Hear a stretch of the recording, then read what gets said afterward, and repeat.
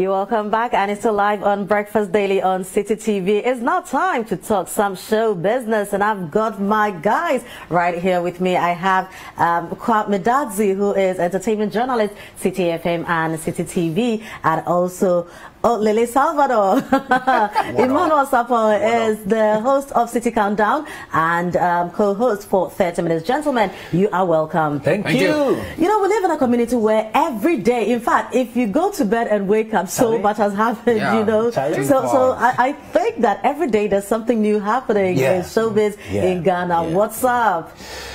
All right, so last night I wasn't even asleep yet, so I was just surfing the internet and I found a tweet from a film director, stroke music video director. Cinematographer. Yes. He's called David Nicol-Sey.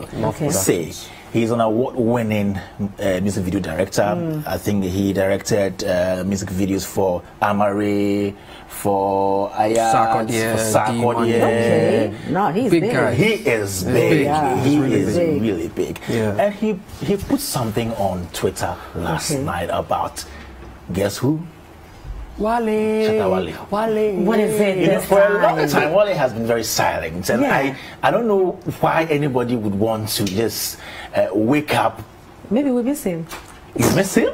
Well, I think we should check out that tweet that is causing some conversation on social media now. All right. Yeah. So Nicol-Sey posted this one. It says, Shatta Wale is the main reason the Ghanaian music industry is failing. Now he added, one big empty barrel.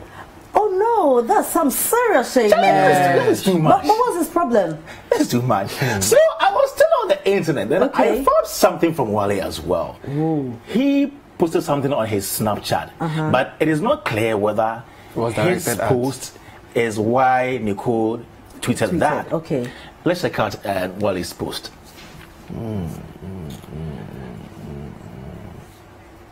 Okay, so before we get in, we can go on to the conversation. Wale was just saying that some people are trying to shoot music videos like Jay-Z. Okay.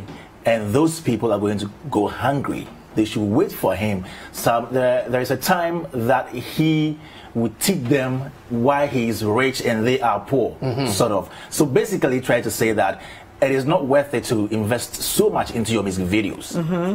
And you know, Nicole pays attention to music video, to detail. Now, when you watch Nicole's music video, you just clap for him. Okay. And I don't know why. Maybe it got to him because he thought, no, you were a big artist in this country. Why should you say this? You know, so many artists look up to you as Wale. So if you are putting this out, then you are telling the up and coming ones that it is not even necessary for you to invest in your music videos. And I think that is why all this is happening on social media. Now people are saying that maybe Wale will come back stronger and fire Nicole. Others are saying he doesn't think maybe Nicole consider big biasa. So, but Nicole, you know, in his circles, is a very, very, very big guy. But he's not out there like that. He doesn't come out to talk like that. So I was surprised to have seen that tweet coming from him because for the first time, Nicole saying something about none other than Wale himself. You know, but let's broaden the conversation, right? Let's look at music videos and its impact. Haven't we gotten to a stage in our showbiz where we should be paying attention to some of these things? Look at the kind of videos that Beyonce will put out. Look at what the Nigerians are doing, you know. Shouldn't we be looking at this? Ferma, you hit the nail right on the head, and I think that is another conversation of growth. Because if you look at the modern day music video, it's no longer, you know, visuals that bring some sort of entertainment. People are shooting music videos like short films these days. You know, recently on the chat we were discussing Samini's music video, Old Man's Radio. You look at that music video, instantly you can tell growth. You can tell someone who is experienced, someone who has spent his years in the game and is bringing out the richness, not just in the song, but in his visuals as well. You know, so before you continue, we have what Shatta put on Snapchat. Maybe we can see that and put it in better perspective. Okay. All right, so he says, keep shooting videos like you want to battle Jay-Z. You will wake up one day and ask me how I made all this money, and I will tell you this. He just put emojis of play signs. I don't know what that means. So that is Wale for you. So I'm saying that we have come to a point, you know, where we need to pay attention to such things, because no matter how great your music may sound, you need matching visuals to make the statement. That is why Beyonce, in all her glory, in all her excellence, decided that I am doing an album called Black is King. I will not sit in America and shoot. So I decided to go on tour to certain African countries, get elements of these countries that represent them, and add it to the visuals. And in the Oscars, it was nominated. In the Grammys, it was nominated. This is why we put money into videos. Now, Nicol-Sey, like Kwame said, is one of the most respected cinematographers we have in Ghana. Why? Because Nicol-Sey, in all his videos, likes to stand out. His lighting, his cinematography, his direction is impeccable. Most of the guys in the business have also decided to learn a few things from him. But this is where it gets interesting. Nicol-Sey does not do what he does for money. And I say this on authority because he has said to himself that he wants to contribute his quota to the industry. So a lot of musicians cannot really give that kind of disrespect sort of to him that they will give to other videographers or cinematographers, because he is coming from a good place, quote unquote.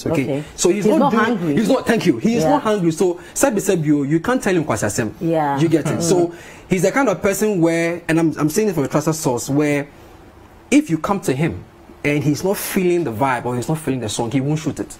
He will tell you to go somewhere else. That is why he's bold enough to make the statement he's making, because no matter what Shatta Wale may do, it won't move him an inch. But it's important that we really state that we are not sure whether he said what he said, you know, in response to what Shatta tweeted.